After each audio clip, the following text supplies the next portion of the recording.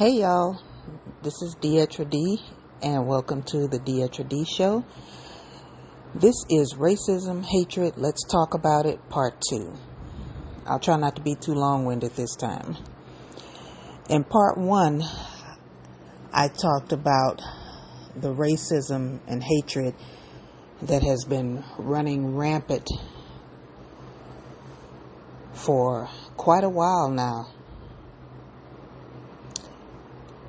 In Part 1, I gave a lot of my own personal experiences, focusing predominantly on the Latino community. I didn't get too much into the white community and white supremacy, and the reason for that is because I can't speak for anybody else, but as far as myself, it's like I don't really expect anything from white people. I really don't. They do what a lot of white people do. So anytime they do something, I'm not surprised. I'm not surprised by their racism or anything. So that's why I didn't touch too much upon them, because I don't expect anything from them. A lot of them are hateful and they display that on a regular basis. So yeah. Now, Part 2, this episode is going to be dealing with the anti-blackness that a lot of black people have. And like I said in Part 1, it really needs to be studied, the hatred that some black people have for themselves and for their community. Now, me personally, are there some black people out here that are just ignorant and get on my nerves? Yes. Most definitely. But one thing that I tell everybody that I meet, I love being a black woman. I really do. I've had my trials and tribulations. I have been through some shit. I have seen some shit. I have said some shit. I have done some shit. But I love being a black woman. Wouldn't want to be anything or anybody else. But there are some black people, men and women, that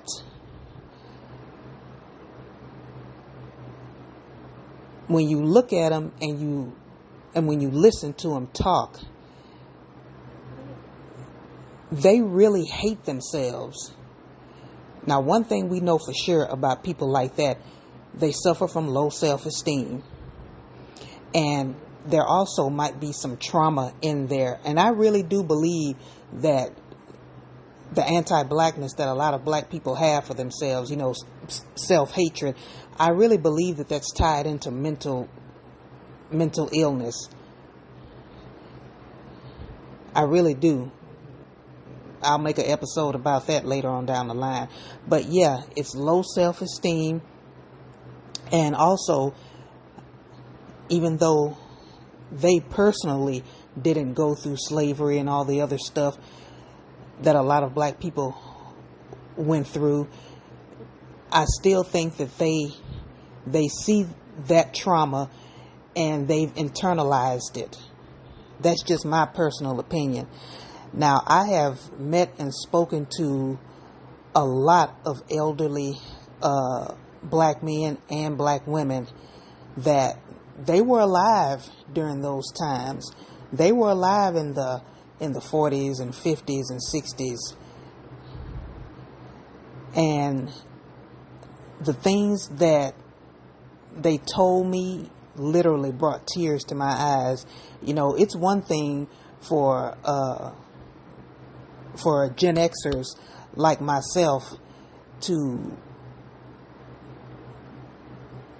sit and watch documentaries about everything that happened, Martin Luther King, Malcolm X, the black people being attacked by policemen and the dogs, and not being able to drink out of certain water fountains, not being able to sit at the counter in restaurants, and on and on and on. It's one thing for us to have looked at documentaries about that, but again, I've actually spoken to black men and women that they actually lived those experiences. And one thing that I noticed that they all had in common, even with the trauma and tragedies that they witnessed and experienced, they never lost the love that they had for themselves. And that says a lot, because when you've been beaten and told that you're less than to your face, been attacked by dogs, water hoses, told that you can't drink out of this water fountain, or you can't sit in this chair, or you can't sit in this seat on the bus, when you've actually experienced that personally, it says a lot that you can come through that, come out on the other side, and still love yourselves. That says a lot. And then you come across these idiots, and yes, I said idiots because that's what they are. You come across these younger idiots, some in their 20s, some in their 30s, some in their 40s. And you listen to them, and the self-hate just drips from their tongue with the things that they say. And it always baffles me. At 52, almost 53 years old, it still baffles me. Most of the time when I hear these people, I can't even say anything to them, because I just sit and I look at them, because like I said in part 1, it needs to be studied. It really does. Because one thing I've seen, it doesn't matter how much white ass you kiss. It doesn't matter where you live, how much money you have, how big your house is, how fabulous your wardrobe is, how many cars you have, whatever. All of that does not matter, because when push comes to shove, they're always going to remind you that you're not one of them. And if you really, truly loved yourselves, black people who hate themselves, if you truly loved yourselves, you would not even want to be a part of that community. And we see it all the time. You know, when you're riding high and you getting those pat on the head or those pats on the backs from the good old white boys and the good old white women, you know, you might think you're special. You know, you might think you're a special Negro. Or, as they say nowadays, you might think you're a special snowflake. But let something happen, and they gonna immediately remind you that you nothing but a nigga. Just ask O.J. Simpson. He was riding high, boy. Had just completely distanced himself from the black community. You know, in that famous statement that he made, "I'm not black, I'm O.J." Just ask him. As soon as the white people thought that he's the one that killed those 2 white folks, they immediately turned on him and reminded him, "You not one of us, you just a nigga." And what's the first thing he did as soon as them white people slammed the door in their face to their community? Come running back to the black community. So, again, it doesn't matter how much white ass you kiss. It don't matter. It just doesn't matter. It don't matter how much money you have, how much material things you have. All of that does not matter. When push comes to shove, if something happens, they gonna always remind you that you are not one of them, and you never will be. I just wish that black people like that, I just wish they could see the beauty in themselves. Like I said, I've been through a lot of shit in my life. I really have. You'll learn about it in some later episodes, but I've been through a lot of shit in my life. But I love being a black woman. Wouldn't have it no other way. Our beauty, our culture, our hair, our skin, everything about us is just regal, and I love it. I love my nose, my lips, my thick, kinky hair. I love it. I wouldn't want to buy into the European standards of beauty that people think everybody should look like. I don't want that. I like looking the way I look. And if you ask me, I look pretty damn good, especially at 52, almost 53. So yeah, I'll never understand the anti-blackness that some black people have. I've experienced it personally, and I have seen some black people, again, men and women, throw a fellow brother or a fellow sister completely under the bus for a non-black person. Whether the person was white, Latino, Asian, whatever. Anything that's not black, they like it. Another example, this one is more recent. This happened, I think, just a couple of months ago. Young black guy, I think he's in his 20s, went to a MAGA rally. Now, just saying that sounds incredibly stupid. A young black guy at a MAGA rally. How dumb does that sound? But yeah, he went to this MAGA rally and got his ass whooped by several white boys. And I felt no ways tired about it. I laughed at his ass because it was funny. Like, dude, you thought just because you put on that red cap and waltzed your black ass into that rally, you thought that you were going to be welcomed with open arms? You thought just because you voted for Trump that you were special? No, you walked your black ass into that rally and they whooped your ass and threw you out of there. And even after all of that, he was on social media still talking about he found his community. Those are his people.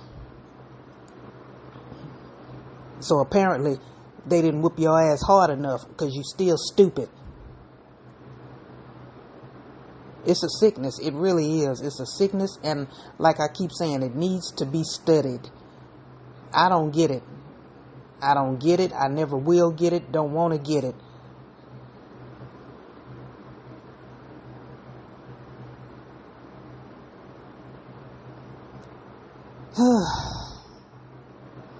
Some of y'all, you just always have to learn the hard way, and then after that, some of you still don't learn.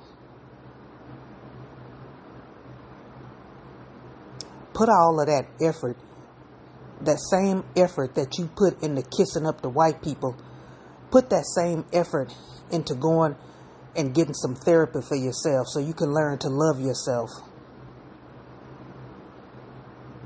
Loving yourself is a beautiful thing. It really is. But when you walk around with all of this self-hatred and just when you walk around with all of that bottled up in your heart, it's a sickness. It really is. And it destroys you from the inside. I've seen it.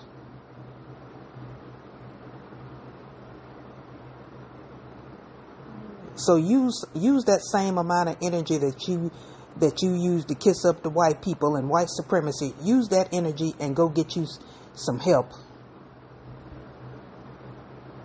I am a strong advocate for mental health, and I will tell anybody that I think needs it. Getting therapy works. It really does. And a lot of black people walking around out there, a lot of y'all need it. You really do. You won't admit it, but you need it. Because walking around hating yourself like that, it's not natural. It's not normal. Not only is it not normal or natural, but it's also a waste of time. Because like I said, it doesn't matter how much you cozy up to white people. When the chips are down and push comes to shove, they're always going to show you you are not one of them and you never will be. So all of that white ass kissing that some of y'all like to do, it's a waste of time. It really is. Go get yourself some therapy and work through your self-hatred. I promise you, it'll be worth it.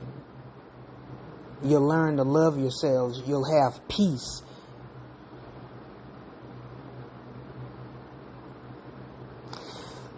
Anyway, I'm going to wrap up part 2. It needed to be said. If some of y'all got your feelings hurt, oh well. Like I always say, you'll live.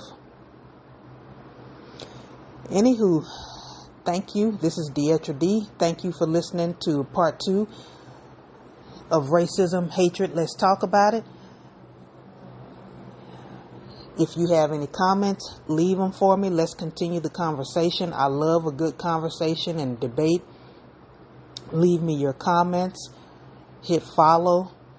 And I will see you guys in the next episode.